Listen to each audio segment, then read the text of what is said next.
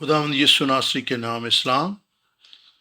आज हम फिर क़ज़ात की किताब में से जदाऊन की ज़िंदगी और उसकी मदियानी के ख़िलाफ़ जंग और फ़तह के बारे में सीखेंगे और देखेंगे कि किस तरह उसने मदियानियों के ख़िलाफ़ फ़तह पाई। 7वां बाब 22 आयत से बाब के आखिर तक, और फिर 8वें बाब में से भी हम कुछ चीज़ों को देखेंगे। इससे पहले कि हम शुरू करें, मैं ये सवाल पूछना चाहता हूँ, क्या आपने अपनी ज़िंदगी में खुदा को काम करते हुए देखा है, इस बात का तजर्बा किया है?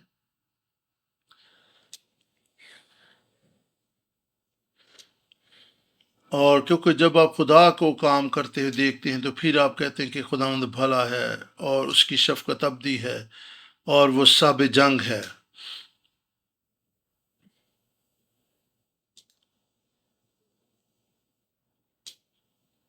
क़ज़ात की किताब मेरे लिए बहुत मुफीद साबित हुई ताकि मैं अपनी ज़िंदगी का खुदा के साथ शख्सी ताल्लुक़ और रिश्ते का जायज़ा ले सकूं और हम खुदावंद में ईमान की ज़िंदगी में जदाऊन के वाक़े से बहुत कुछ सीखते हैं।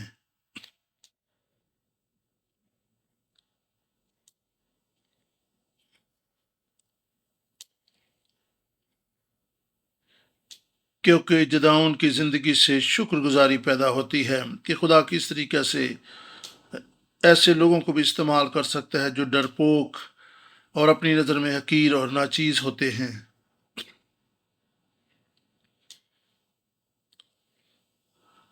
आपकी ज़िंदगी की सूरत हाल खा कैसी भी हो, खुदा आपको इस्तेमाल करने और बरकत देने की कुदरत रखता है, और यही उसकी शफ़क़त है और यही शुक्रगुजारी की बड़ी बात है।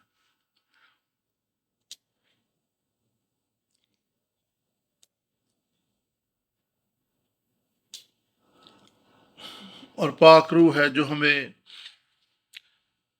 कुव्वत और कुदरत से भरता है और हम उसके हाथों में आकर जोरावर और ज़बरदस्त सूरमा बन जाते हैं।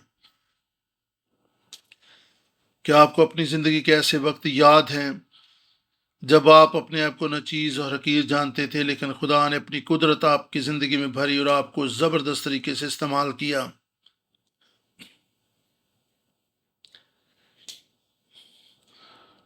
क्या आप अपनी ज़िंदगी के ऐसे वक्तों को याद कर सकते हैं जब आप कुछ भी नहीं थे? ऐसे वक्तों को याद करें जिनमें से गुजरते हुए आज आप यहाँ पर मौजूद हैं। ये खुदावंद की शफ़क़त और उसकी कुदरत है।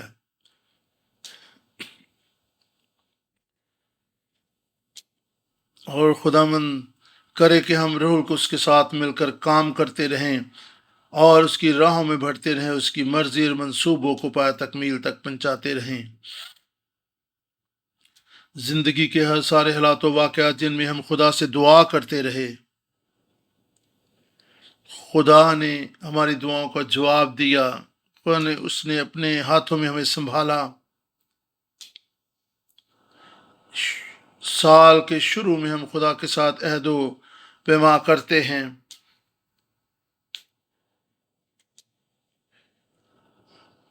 और बहुत से कलीसिया अरकान जो है खुदा के ज़ूर में कई अहदो पैमान करते हैं, लेकिन फिर उन पर कायम रहने में कासर रहते हैं। लेकिन फिर भी खुदा की शफ़क़त हमसे अलग नहीं होती। खुदा दर्जा बदर्जा हमें आगे बढ़ाता चला जाता है। लेकिन आए अहद करें कि खुदा के लिए संजीदा हो जाएं।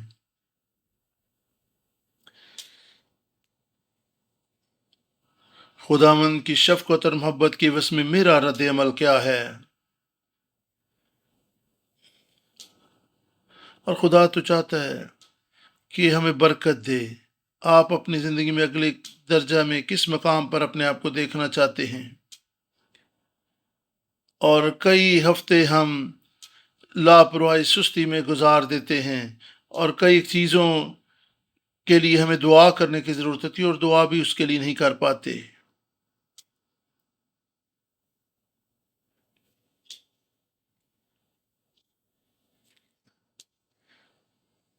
اور کئی دفعہ ہم کئی کام شروع کرتے ہیں، کئی چیزوں کے لیے دعا کرتے ہیں، لیکن بعد میں وہ تسلسل قائم نہیں رہ پاتا، اور اپنی زندگی میں دعا کے طلب سے سنجیدگی اختیار کریں، جو کام آپ شروع کریں اس کے لیے سنجیدہ ہو جائیں۔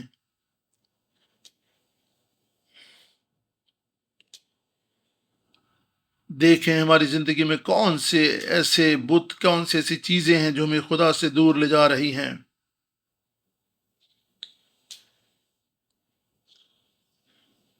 اور پچھلے ہفتے ہم نے دیکھا کہ وہ فتح جو خدا نے جدعون کو دی، اور فتح کے بادلوں کا رد عمل بھی ہم نے دیکھا تھا۔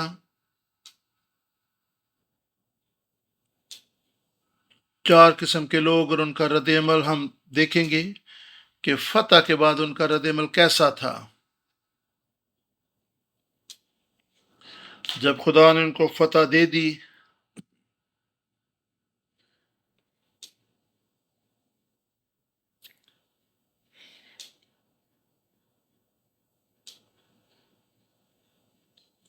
300 سپاہی اپنے دشمنوں کا پیچھا کرتے رہے، اور ان کو اپنے سامنے سے مار بھگایا۔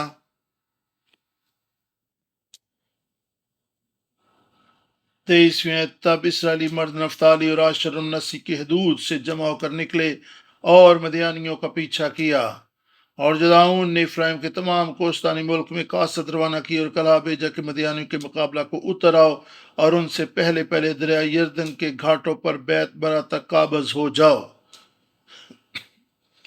تو اب سب افرائیمی جمع ہو کر دریا یردن کے گھاٹوں پر بیت برا تک قابض ہو گئے، اور یہاں پر ہم دیکھتے ہیں کہ جدعون نے بہت بڑا کام کیا ہے اور بڑی فتح کو حاصل کیا ہے۔ اور جدعون کے سپاہی اپنے دشمنوں کا پیچھا کرتے رہے اور اپنے سامنے سے ان کو ابیل محولہ کی سرحد تک بھگا دیا،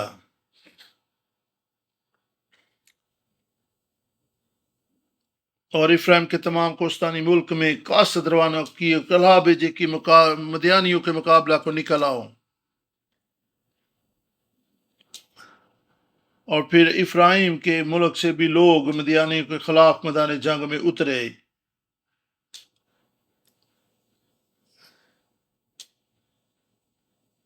یہ سایہ 10 باب کی 26 آیت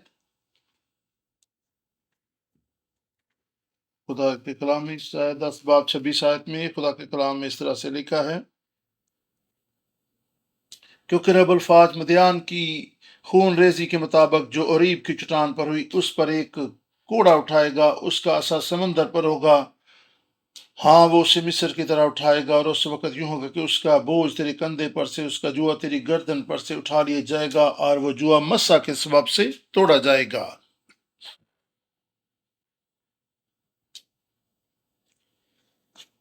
قضات 8 باب اس کی پہلی آیت کو ہم دیکھیں گے۔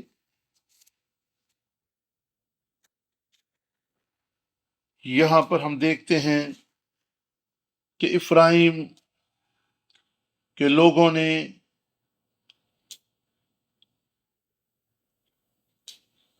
مدیانیوں کو شکست دی، اور پہلی آیت سے، اور افرایم کے لوگوں نے اس سے کہا تو نے ہم سے یہ سلوک کیوں کیا کہ جب تو مدیانی سے لڑنے کو چلا تو ہم کو نہ بلوایا؟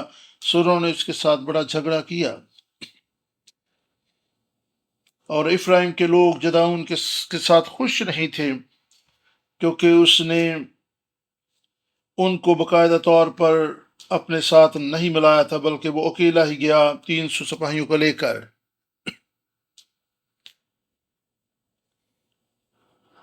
اور اس کے خلاف وہ جھگڑا کرنے پر اتر آئے۔ اس نے کہا کہ تو کیوں خود ہی گیا اور ہمیں اپنے ساتھ نہیں ملایا؟ دو شاید چاہتے تھے کہ ہم بھی اس فتح کا حصہ بنتے۔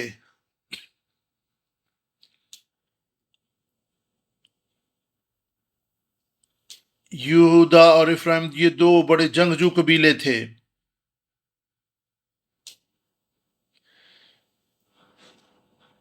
اور یہ وہ قبیلے تھے جو اسرائیل کے بڑے محافظ جنگجو تھے، کنانیوں کے خلاف جنگ کرتے یہودا اور افرائیم نے بڑے کارنامے دکھائے، اور وہ چاہتے تھے کہ ہم بھی اس میں جنگ میں شامل ہوتے۔ جدعون نے کہا، اس نے ان سے کہا، میں نے تمہاری طرح بھلا کیا ہی کیا ہے کہ افرایم کے چھوڑے ہوئے انگور بھی ابیزر کی فصل سے بہتر نہیں ہے؟ خدا نے مدیان کے سردار اریب اور زائب کو تمہارے ہاتھ میں کر دیا، پس تمہاری طرح میں کر ہی کیا سکا ہوں۔ جب اس نے یہ کہا تو ان کا غصہ اس کی طرف سے دھیما ہو گیا۔ یہاں پر ہم دیکھتے ہیں کہ جدعون نے خود کو ان کے سامنے سر بلند نہیں کیا، شیخی نہیں ماری، بلکہ اپنے آپ کو بالکل عاجز اور فروتن کر دیا اور کہا کہ جو کچھ میں نے کیا ہے آپ کے مقابلہ میں، آپ کے جنگی کارناموں کے مقابلہ میں کچھ بھی تو نہیں ہے۔ اور یوں ان کا غصہ اس کی طرف سے دھیما ہو گیا، اور خدا نے جدعون کو حکمت اور دانائی سے بھی مأمور کیا تھا۔ اور دیکھیں یہاں جدعون اپنے نام کوئی جلال نہیں کرتا، اس فتح کے لیے اپنے آپ کو سربلند نہیں کرتا،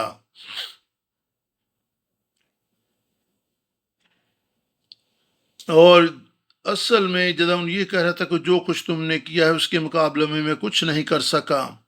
وہ اپنے بھائیوں کو اپریشیٹ کر رہا تھا۔ اس نے کہا تم نے زیادہ کام کی ہے، میں نے کچھ بھی نہیں کیا۔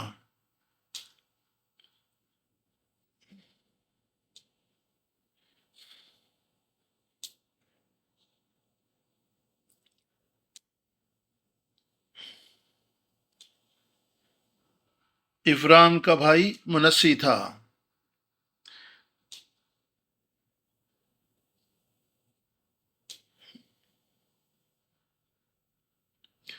کیا اس افرایم اور منسی میں ممکنہ رشتے کے بارے میں آپ سوچ سکتے ہیں؟ یہ دونوں بھائی تھے، یہ یوسف کی اولاد تھے،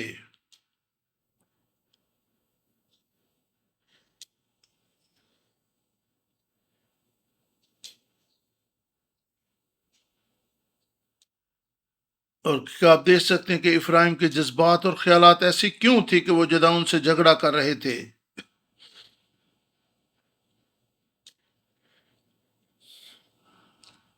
انہوں نے کہا کہ جو کچھ جدعون تو نے کی ہے وہ بہت اچھا ہے۔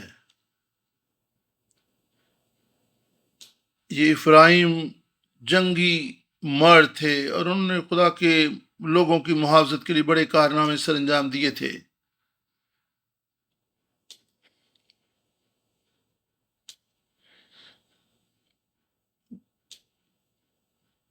اور یہ مدیانی بڑے زور آور تھے، لیکن خدا نے جدعون کو ان کے خلاف استعمال کیا اور 300 لوگوں کے وسیلہ سے ان کو شکست دی، اور جدعون کے پاس 22,000 لوگ اکٹھے ہو گئے، اور ان کے مقابلے میں مدیانی بہت بڑا لشکر تھے، اور لیکن جدعون کی فتح خدا ان کی طرف سے تھی، ورنہ 300 لوگوں کے ساتھ یہ فتح، یہ کارنامہ سر انجام دینا ناممکن ہے۔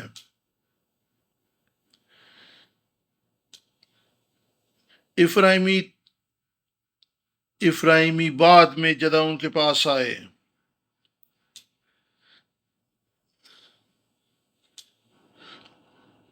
اور وہ اس کے ساتھ جنگ میں شامل نہیں ہوئے تھے،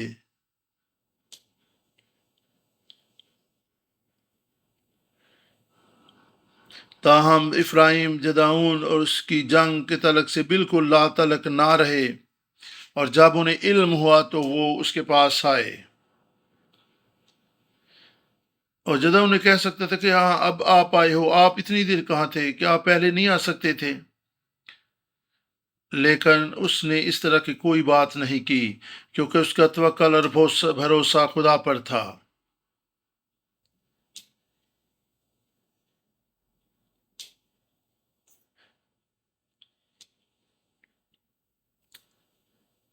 اور افراہیم اس وقت اپنی ذمہ داری نہیں نبھا رہا تھا، تبھی تو خدا نے جدعون کو کھڑا کیا۔ اور خدا نے افرایم کی جگہ پر جدعون کو استعمال کیا، اور اس لیے افرایم شاید یہ بھی کہہ رہا تھا کہ جنگی مرد تو میں ہوں، یہ عزت یہ فتح میرے نام ہونی چاہیے تھی، اور اس کا طرز فکر اپنے آپ کو جلال دینا تھا۔ خدا نے افرایم کو ایک خاص ذمہ داری سونپی تھی، روحانی قوت سے نوازا تھا تاکہ وہ اس کے لوگوں کی محافظت کریں، ان کی قیادت کریں،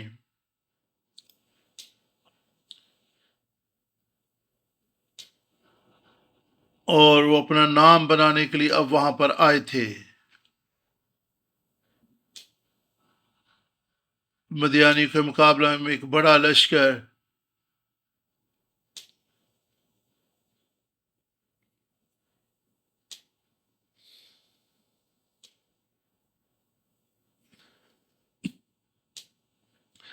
افرایم وہاں پر ہوتے ہوئے بھی جنگ میں شامل نہ ہوا، لیکن وہ اپنے نام عزت کرنا چاہتا تھا، جلال اپنے آپ کو دینا چاہتا تھا۔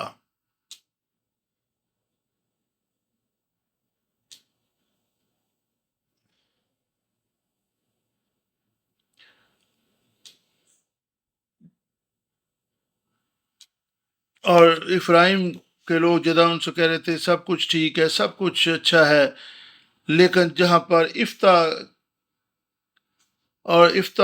نے جب جنگ کے نکلا تو اس وقت بھی افرایم نے کوئی کردار ادا نہیں کیا۔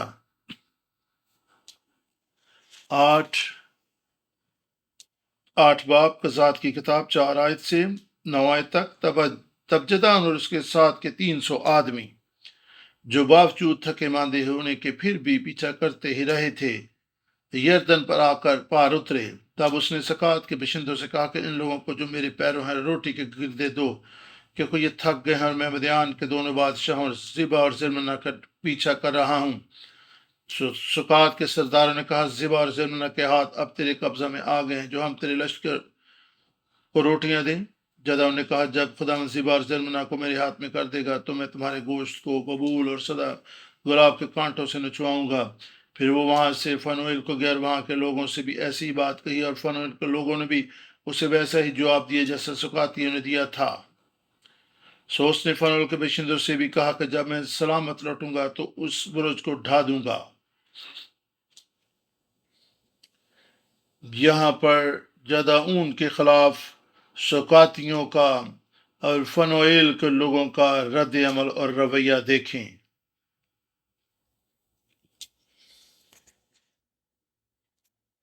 یہاں پر کیا صورتحال ہے، اور یہاں پر جدعون کی فوج بھوکی اور پیاسی ہے۔ وہ سکات کے مقام پر، فنویل کے مقام پر کچھ کھانا لینے کے لیے وہاں کے باشندوں کے پاس پہنچے۔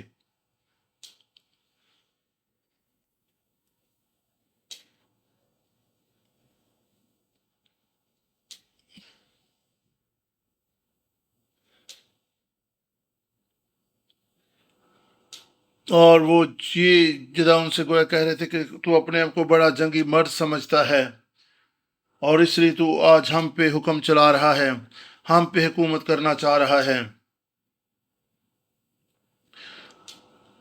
اور وہ اس کے کارناموں پر حسد کا اظہار کر رہے تھے،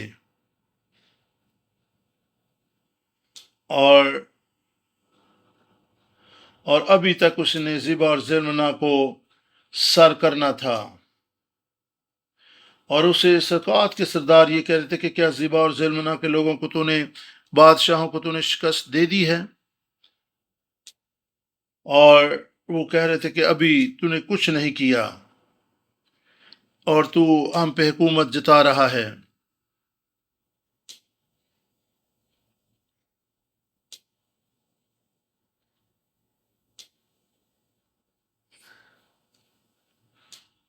اور جدعون کی طرف خدا تھا، اور اس کی فوج گو تعداد میں کم تھی، لیکن خداوند ان کے ساتھ تھا۔ مدیانیوں کی فوج تعداد میں زیادہ تھی، لیکن اس کا توکل اور بھروسہ خدا پر تھا، اور کوئی بھی پورے طور پر جداؤن کی سپورٹ کے لیے وہاں پر موجود نہیں تھا۔ جداؤن کو طرح طرح کے رویوں اور رد عمل کا سامنا تھا۔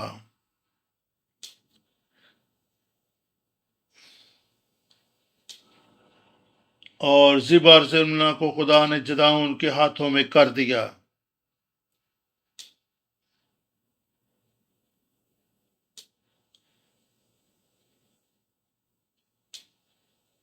اور وہ خدا کے نقطہ نظر سے بول رہا تھا، اور خدا پر ایمان اور بھروسے کے ساتھ وہ یہ سب کچھ کہہ رہا تھا کہ خداوند زبا اور زلمنا کو میرے ہاتھ میں کر دے گا، اور جب میں سلامت لوٹوں گا تو اس برج کو ڈھا دوں گا۔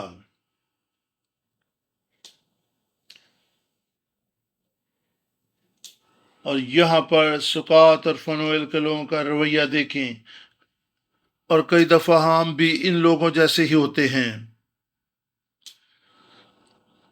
اور ہم اپنے ان لوگوں کے ساتھ کھڑے نہیں ہوتے جن کو خدا نے کسی کام کے لیے بھیجا ہوتا ہے۔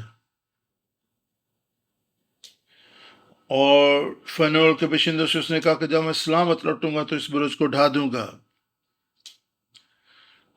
وہاں پر ایک برج تھا جو محافظت کی علامت تھا، اور جب برج ڈھا دیا جانا تو اس کا مطلب ہے ان کی محافظت ختم ہو جانی تھی، اور وہ جس وجہ سے اپنے آپ کو محفوظ اور دلیر محسوس کر رہے تھے اس نے بھی گرا دیا جانا تھا، اور جداؤن نے واپس لوٹ کر ایسا ہی کرنا تھا۔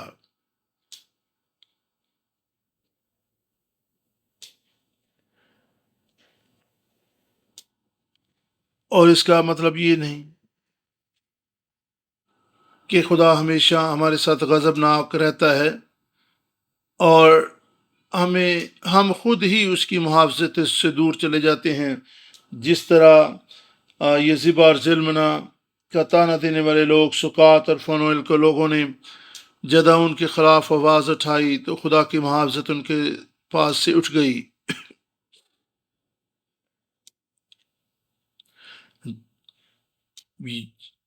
جداؤن کو خدا نے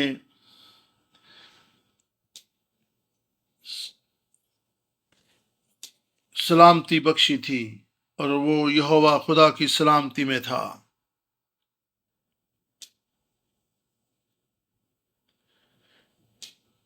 جداؤن یہاں پر کوئی انتقامی کارروائی نہیں کر رہا تھا۔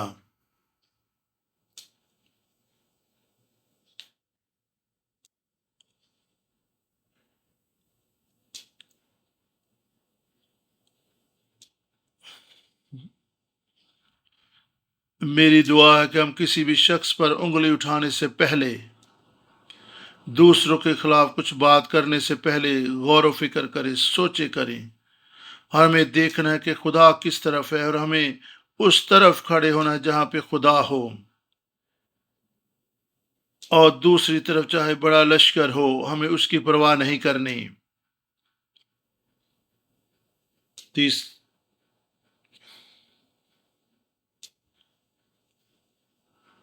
8 باب 22 اور 23 آیت۔ تب اس بنی اسرائیل نے جداؤن سے کہا تو ہم پر حکومت کر، تو اور تیرا بیٹا اور تیرا پوتا بھی، کیونکہ تو نے ہم کو مدیانی کے ہاتھ سے چھڑایا۔ جب جداؤن مدیانی کے خلاف فتح پا چکا، جب زبا اور زلمنا بھی اس کے ہاتھوں میں آ گئے، اور پھر زبا اور زلمنا کی شکست کے بعد بنی اسرائیل نے کہا کہ تو اور تیرا بیٹا ہم پر اور تیرا پوتا بھی ہم پر حکومت کرے گا، کیونکہ تو نے مدیانیوں کے ہاتھ سے ہم کو چھڑایا ہے۔ تب جداؤن نے ان سے کہا 23 آیت کہ نہ میں تم پر حکومت کروں اور نہ میرا بیٹا، بلکہ خداوند ہی تم پر حکومت کرے۔ ہاللیلویہ۔ یہاں پر بنی اسرائیل جداؤن کی فتح کے بعد اپنا رد عمل ظاہر کر رہے ہیں۔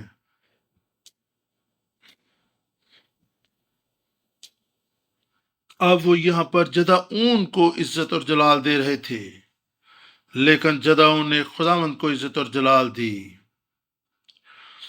اس فتح کے لیے خدا کو عزت اور جلال دینے کی بجائے انہوں نے جداؤن کو عزت دی۔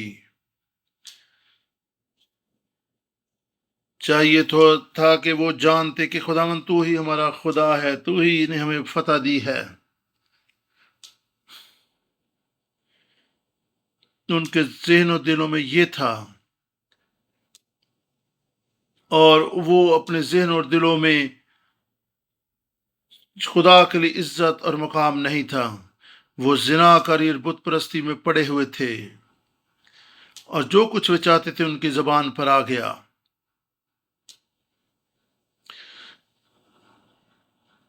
جب وہ بت بناتے تھے اور جب وہ بت بناتے تھے اور ان کی پوجا کرتے تھے،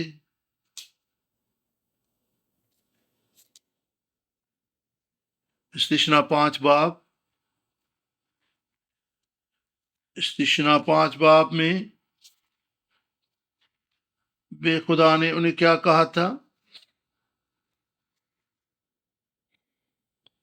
خدا نے 7 آیت میں کہا، میرے آگے تو غیر معبودوں کو نہ ماننا، تو اپنے لیے کوئی تراشی مورت نہ بنانا، کسی چیز کی صورت بنانا، نہ کسی چیز کی صورت بنانا جو اوپر آسمان میں یا نیچے زمین یا زمین کے نیچے پانی میں ہے.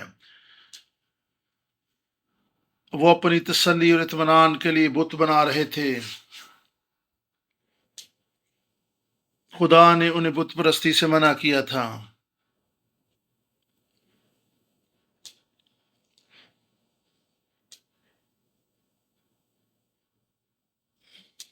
اور ان بن اسرائیل کا نقطہ نظر، طرز فکر دنیاوی لوگوں جیسا تھا، اور وہ اسے ایک جنگی مرد کے طور پر دیکھ رہے تھے. وہ اسے اپنا لیڈر اور قائد ماننے کے لیے تیار تھے.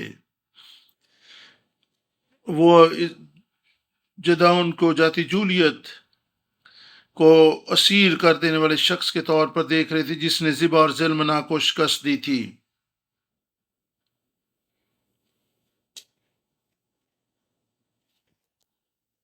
اور وہ چاہتے تھے کہ جداؤن ان پر حکومت کرے اور اس کی جو سلطنت ہے پشت در پشت جاتی رہے. موسیٰ کی وفات کے بعد یشوع جو عظیم قائد تھا، اور یہ موسیٰ کی وفات کے بعد ایک عظیم لیڈر کھڑا ہوا، کیونکہ اس کے بعد قاضی تو آتے جاتے رہے. جب قاضی چلے جاتے تو پھر مشکلات کا شکار ہو جاتے، دشمنوں سے شکست کھاتے تھے. وہ وہ قاضیوں پر بھروسہ نہیں کرتے تھے، بلکہ چاہتے تھے کہ ایسا بادشاہ ہو جو مسلسل ان پر بادشاہی کرے.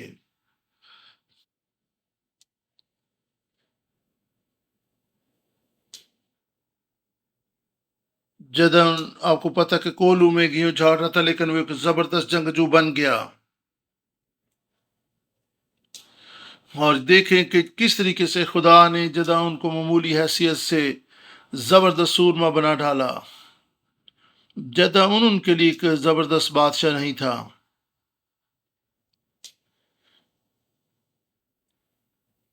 سکات اور فنویل کے لوگوں نے اس کو حقیر جانا تھا، اور کہ کیا یہ شخص ہم پہ حکمرانی کرے گا.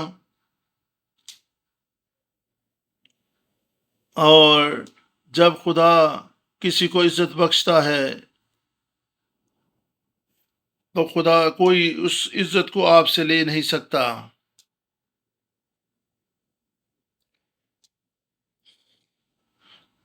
یہاں پر لوگوں کا رد عمل، صورتحال بھی ایسی ہے کہ وہ فتح مند لوگوں کے ساتھ کھڑے ہوتے ہیں، ایمان سے نہیں چلتے. سکات اور فنویل نے ایمان سے جدعون کو خدا کے سورما کے طور پر نہ دیکھا.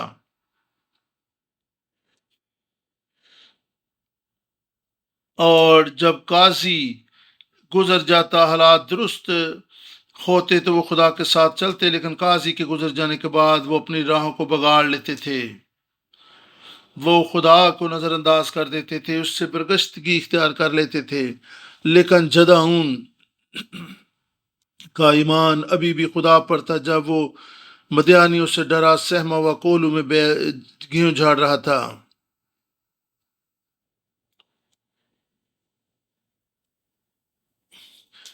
آپ نہ دیکھیں آپ کچھ بھی ہیں، آپ کے حالات کیسے بھی ہیں، آپ خداوند کے لیے کامیاب جنگی سورما ہیں، اور کیونکہ خدا آپ کا زور اور آپ کی توانائی ہے، وہ آپ کو استعمال کرنے کی قدرت رکھتا ہے، اور خدا پر توکل اور بھروسہ کرنے سے آپ زور آور ہو جاتے ہیں، پھر آپ نہیں، خدا آپ کے لیے جنگ کرتا ہے۔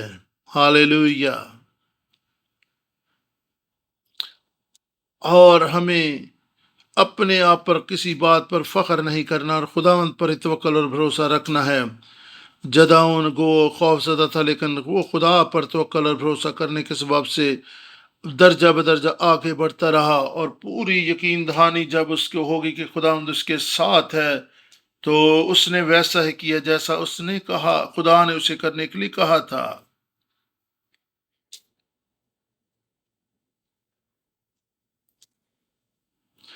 اپنے آپ سے پوچھیں کہ کیا میں خود غرض شخص ہوں؟ بہت سے لوگ اپنی تسلی اور اطمینان کے لیے بھی بہت سے کاموں کو سر انجام دیتے ہیں، ہدیہ جات دیتے ہیں، لوگوں کی عزت افزائی کرتے ہیں، خدمت مدارت کرتے ہیں۔ کلیسیاں آپس میں لڑ رہی ہیں، تب فرق کے بازی ہے، وہ دو کلیسیاں اکٹھی نہیں بیٹھ سکتی، کیونکہ ہر شخص اپنے آپ کو جلال دینا چاہتا ہے، ہر شخص کے اپنے اپنے مقاصد ہیں، نہ کہ وہ مقصد جو خدا نے انہیں دیا ہے۔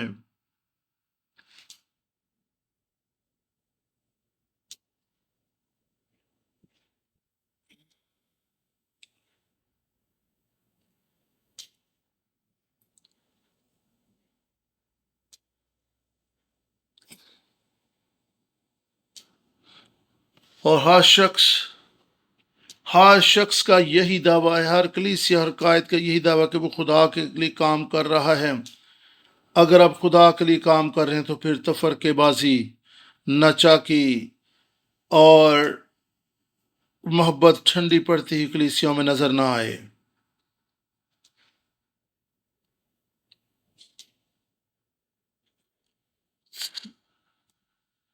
سبھی کہتے ہیں کہ ہم خدا کے ساتھ مل کر کام کریں، لیکن جب آپ ان کی زندگیوں کا جائزہ لیں تو وہ اپنے آپ کو جلال دے رہے ہوتے ہیں، اپنی سوچوں خیالوں کے مطابق کام کر رہے ہوتے ہیں، اپنے مقاصد کے پیچھے بھاگ رہے ہوتے ہیں، اور خدا کے مقاصد کے ساتھ ان کا کوئی تعلق اور واسطہ نہیں ہوتا۔ اگر ہم حقیقی مسیحی ہیں تو یاد رکھیں، اپنی زندگی کا جائزہ لیں، میں کیا چاہتا ہوں، میرے محرکات کیا ہیں، وہ کون سے محرکات اور مقاصد ہیں جن کے پیچھے میں بھاگ رہا ہوں، ان کاموں کے پیچھے کی میری کیا نیت ہے، کیا میں یسوع نام کو اپنے مفاد کے لیے استعمال کر رہا ہوں، کلام کی منادی کو اپنے مقاصد کے حصول کے لیے کر رہا ہوں، کون سی بات ہے جو میرے باطن میں چھپی ہوئی ہے اور میں ظاہر میں کچھ کر رہا ہوں لیکن باطن میں کچھ اور ہے۔ اگر ہم دیانتداری سے کام لے اور حقیقی مسیح ہوں تو ہم خدا کے لوگوں کے ساتھ متفق اور متحد ہوں، اور خدا کے جلال کے لیے کام کرنا شروع کر دیں۔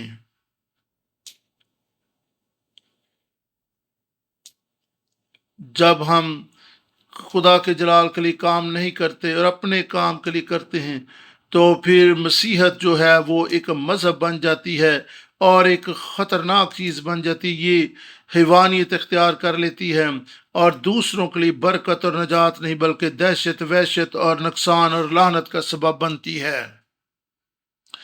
میرے محرکات کیا ہیں؟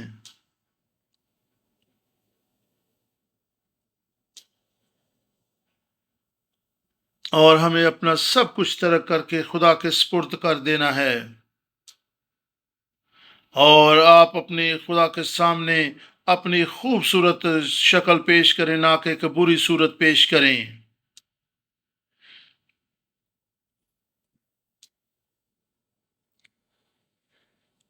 کیا آپ اپنے آپ کو جانتے، اپنی زندگی کا جائزہ لیں، اپنے آپ کو جانچیں اور پرکھیں،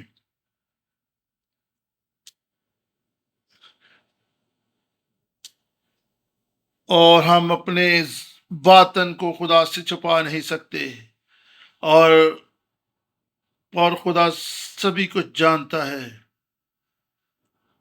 اور خدا جانتا ہے کہ آپ وہ نہیں ہیں جو آپ اپنے آپ کو ثابت کر رہے ہیں۔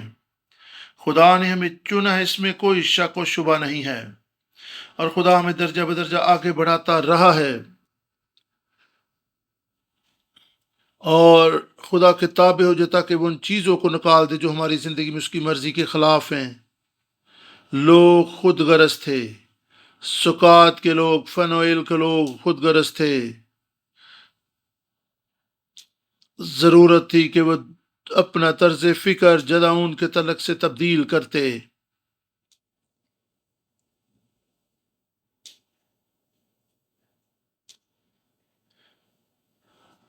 خدا ہمیں سکھا رہا ہے کہ ہمیں کیا کرنا ہے اور کس طریقے سے اس کے تابع ہونا ہے، تاکہ ہمارے تکبر اور گھمنڈ اور دوسروں کی حقارت کو ہمارے دل سے نکال دے۔ وہ لوگ جو حقائق اور صداقت کو قبول نہیں کرتے اور دوسروں سے تبدیل ہونے کی توقع کرتے ہیں، تو پھر ہم تبدیل نہیں ہوں گے اور ہم زوال کی گہرائیوں میں گرتے چلے جائیں گے۔ دوسروں کو نہیں، خود کو تبدیل کرنے کا ارادہ کریں، اپنی کمزوریوں اور غلطیوں پر نظر کریں، اپنے آپ کو بدلیں۔ سب سے پہلے آپ کو بدلنا ہے۔ اگر اگر آپ پاسبان ہوتے ہوئے خود کو نہیں بدل رہے، تو آپ دوسروں سے تبدیل ہونے کی توقع کیسے کر سکتے ہیں؟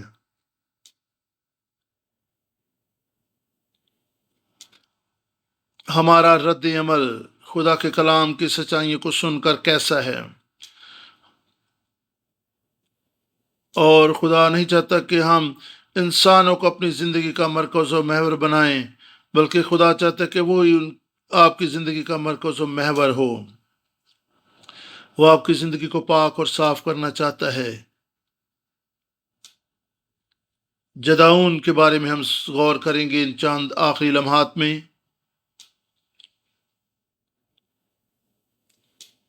ایک اہم نقطہ آپ کے سامنے رکھنا چاہتا ہوں۔ خدا نور ہے،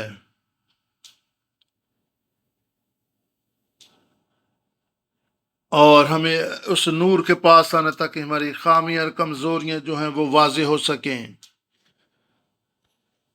اور خدا سے بڑھ کر کوئی ایسا مقام نہیں جہاں پہ ہم اپنے آپ کو دیکھ سکیں۔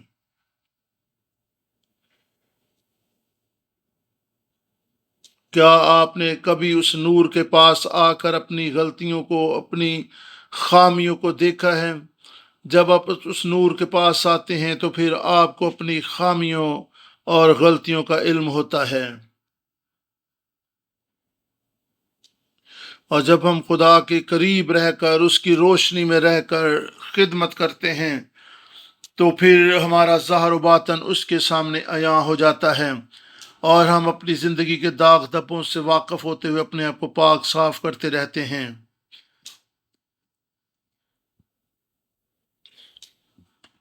خدا ہمیشہ چاہتا ہے کہ ہاں پاک صاف ہوں، پاک ہونے سے، نور کے پاس آنے سے خوف زدہ نہ ہوں۔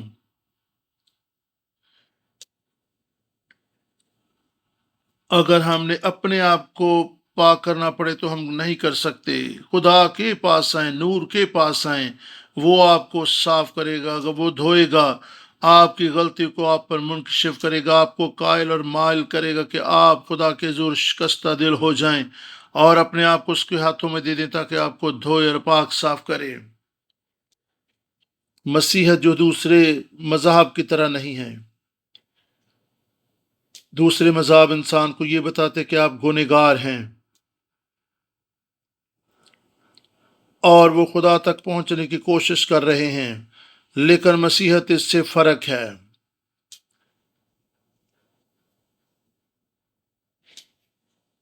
اور آپ اپنے آپ کو مذہب کی پیروی کرتے ہوئے آپ اپنے آپ کو جتنا مرضی پست کر لیں، آپ سرفرازی نہیں پا سکتے۔ مسیح کے پاس آنے سے، نور کے پاس آنے سے ہی آپ دنیا اور اس کی محبت سے قطع تعلق ہوتے ہیں اور اس کی محبت میں گٹھ جاتے اور پاک ترین ہوتے چلے جاتے ہیں۔ اور مسیحت جو ہے وہ آپ کو از خود پاک ہونے کے لیے نہیں کہتی، بلکہ وہ خدا نے انتظام کر دی ہے کہ وہ آپ کو پاک کرے، اور خدا ہی ہے جو وہ مسیح یسوع کے وسیلہ سے آپ کو اپنے پاس بلاتا اور پاک کرتا ہے۔ اور میری دعا کے جواب میں اس کی شفقت، محبت اور فتوحات کے جواب میں میرا رد عمل کیا ہے؟ اور خدا چاہتا ہے کہ ہم اس کی محبت میں بڑھتے چلے جائیں۔ جدعون 23 باب 27 آیت تک۔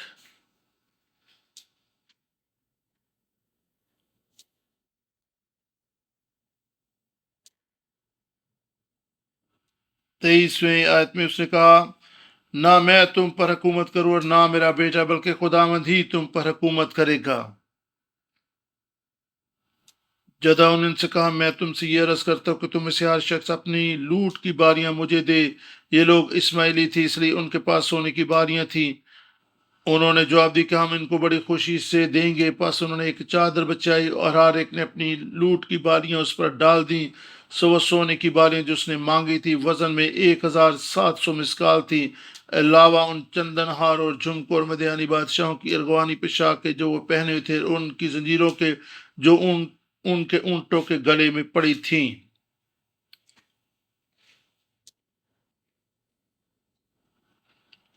اور جدعون نے ان سے ایک افود بنوایا اور اسے اپنے شہر افرا میں رکھا، اور وہاں سب اسرائیلی اس کی پیروی میں زنا کرنے لگے، اور وہ جدعون اور اس کے گھرانے کے لیے پھندا ٹھہرا۔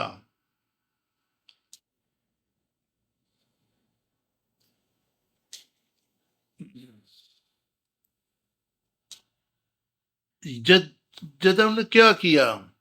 لوگوں سے سونے کی بالیاں اکٹھے کی اور ایک افود بنوایا اور اسے افرا میں رکھا۔ افرا کیا ہے؟ افود ایک لباس کا حصہ جسے کہن پہنتے تھے، اور اس پر سونا بھی مڑا جاتا تھا۔ اور اس نے کہا کہ میں ایک چیز بنواؤں گا تاکہ لوگ خدا کی عبادت اور پرستش کے لیے ایک جگہ پر جمع ہوں۔ کا عہد کا صندوق تو سیلا کے مقام پر تھا، اور یہاں پر افود کی جب وہ پرست شربات کے لیے آئے تو وہ زنا کاری کرنے لگے، اور یہ سب کچھ جدعون اور اس کے گھرانے کے لیے پھندا ٹھہرا، اور اچھا کرنے کی بجائے جدعون نے یہاں پر بہت بڑی غلطی کر دی۔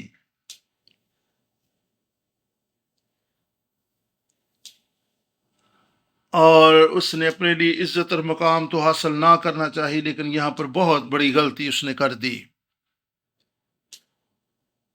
9 باب پہلی اور دوسری آیت۔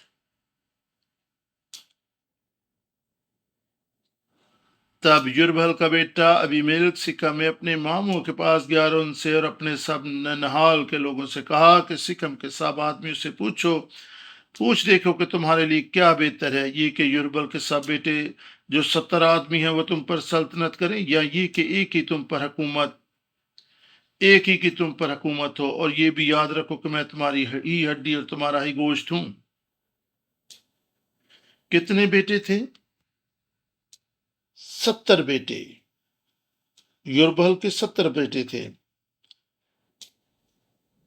وہ بادشاہ کے طور پہ زندگی بسر کر رہا تھا۔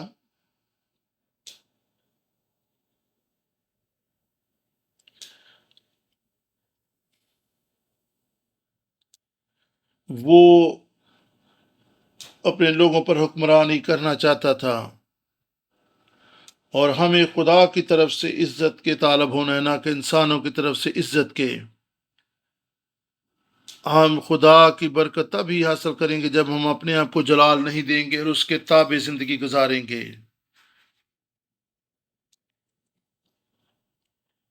اور ہم دیکھیں گے کہ خدا ہماری دعاؤں کا جواب دے گا جب ہم اس کے لیے پاک مقدس گھر بن جائیں گے، اور اپنے آپ کو اس کے تابع کر دیں گے، اور اپنی عزت اور جلال کے طالب نہیں ہوں گے،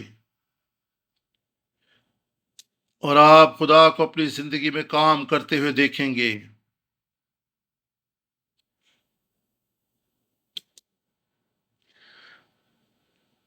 ہماری زندگی میں روحانی تعمیر اور ترقی کا کام کبھی رکنا نہیں چاہیے۔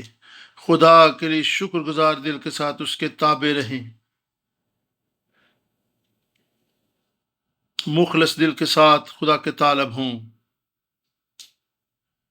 افرائیمی، سکات اور فنول کے لوگ اور بنی اسرائیل اور پھر جداؤن، یہ سارے لوگ آپ کے سامنے ان کے طرز عمل، طرز فکر کو دیکھیں۔ اور بہت سے لوگوں نے اپنے نام کو جلال دینا چاہا، اپنے آرام کا سوچا، اور سیلا میں عہد کا صندوق تھا، وہاں پر جانے کے بجائے انہوں نے افرا میں افود کو رکھ دیا۔ اور بہت سے لوگ سکات، فنویل، افراہیم، یہ سارے لوگ اپنی پہچان بنانا چاہتے تھے، اپنے آپ کو عزت اور جلال دینا چاہتے تھے۔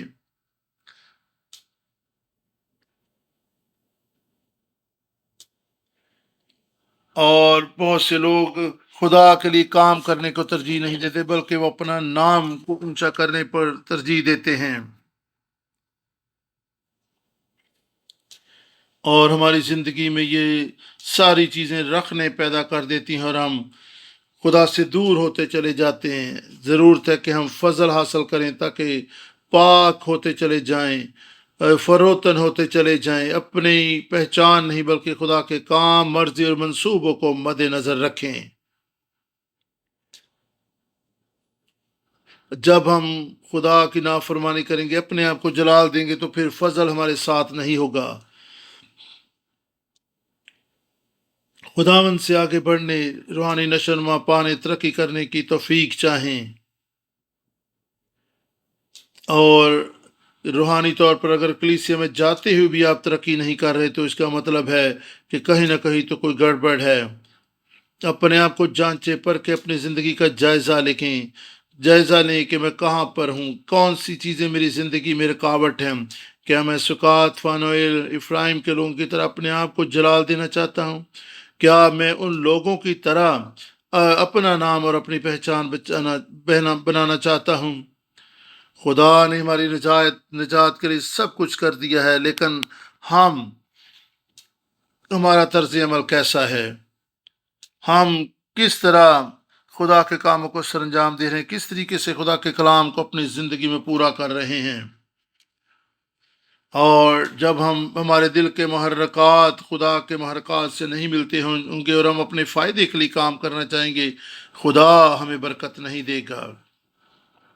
بطور ایک کلیسیا ہمیں یک دل، یک خیال اور ایک ہی مقصد رکھنا ہے۔ خدا کے نام کو جلال دینا ہی ہماری زندگی کا مقصد اور محور ہو۔ جہاں تک خدا ہمیں لے کر آئے اس کی شکر گزاری کریں، اور خدا ان کی شفقت اور اس کے وعدوں کو یاد رکھیں اور آگے بڑھتے رہیں۔ کیا میں اپنے آپ کو جلال دے رہا ہوں یا خدا کو جلال دینے کے لیے کچھ کر رہا ہوں؟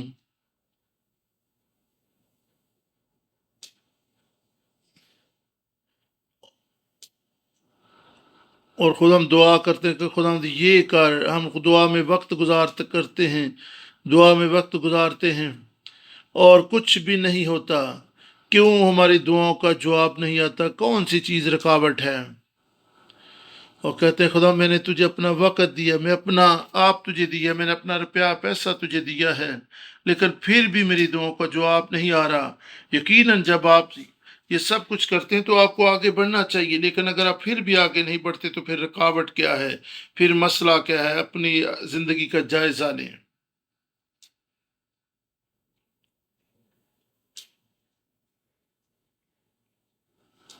اپنے ایمان کو اپنے اعمال سے ظاہر کریں۔ آپ اپنی روزمرہ کی زبان، گفتگو کو، طرز گفتگو کو چیک کریں۔ آپ کی گفتگو سے تکبر، خود غرضی تو نہیں ظاہر ہوتی؟ تو پھر ہمیں توبہ کرنے کی ضرورت ہے۔ کیا آپ کی گفتگو آپ کی محرکات کو بیان کرتی کہ آپ خود غرض ہیں؟ کیا میں واقعی خدا ان کا شکر گزار ہوں یا جذباتی طور پر توبہ کرتا اور خدا ان کی شکر گزاری کرتا ہوں؟ آئیں ان چیزوں پر غور کریں، آئیں خدا ان کے حضور میں دعا میں اپنے سر کو جھکائیں، خداوند تیری شکر گزاری کرتے ہیں کہ تو وفادار خدا ہے، تیرا شکر کرتے ہیں کہ تو ہم سے شفقت سے پیش آتا ہے، اگرچہ ہم بہت زیادہ مصروف ہونے کی وجہ سے تجھے تیرے کاموں کو بھول جاتے ہیں، ہمیں معاف کر اور بخش دے کہ ہم اپنی زندگیوں کا جائزہ لیں، اپنی زندگیوں پر غور کریں اور اپنی زندگی کو روزمرہ کی بنیاد پر خدا دیکھیں اور چیک کریں، فضل دے کہ ہم تجھے پہچانیں خداوند، اور تجھے ہی اپنی زندگی کا مرکز و محور بنائے، اپنی کلیسیا کا مرکز و محور تجھے بنائیں۔ ہم کمزور ہیں خداوند، اور خداوند تو ہماری دعاؤں کا جواب دیتا تو بھی ہم کمزور ہیں، ہم تجھ میں آگے بڑھنا چاہتے ہیں۔ او خداوند ہماری مدد کر، فضل دے تاکہ ہم روح میں زور آور ہوتے جائیں، تیرے کلام سے زور آور ہوتے جائیں، ہمیں اپنے زبردست سورما بنا۔ تیرا شکر ہو سارے انتظام و انسلام کے لیے کہ آج ہم تیری حضوری میں جمع ہوئے، جب ہم اپنے ہدیہ جات تیری حضوری میں لاتے ہیں انہیں اپنی حضوری میں قبول کر، اپنے لوگوں کو برکت دے، یسوع کے نام میں آمین۔